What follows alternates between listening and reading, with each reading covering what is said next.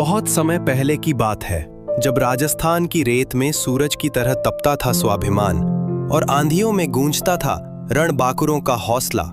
राजस्थान के मेवाड़ राज्य में जन्मी थी एक वीरांगना, हाड़ी रानी।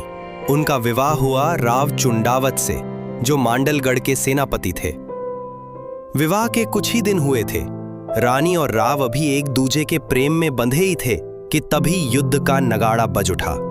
अकबर की मुगल सेना ने आक्रमण कर दिया था और राव चुंडावत को तुरंत युद्ध भूमि में कूच करना था। लेकिन यह आसान नहीं था।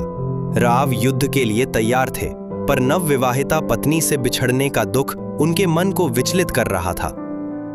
एक योद्धा के हृदय में प्रेम और कर्तव्य का संघर्ष छिड़ गया।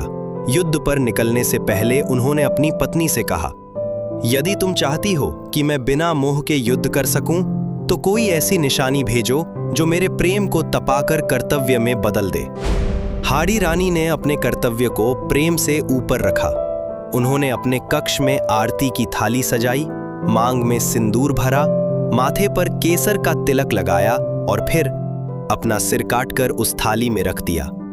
थाली के साथ संदेश भेजा, ये रहा तुम्हारा मोह, अब तुम्हारा धर्म ही तुम्हारा प्रेम है।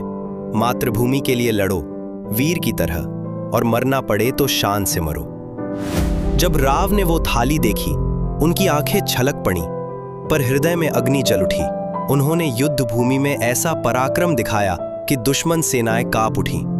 रक्त से लथपथ शरीर, पर चेहरे पर तेज, वे लड़ते लड़ते वीर गति को प्राप्त हुए और बन गए इतिहास के अमर योद्धा।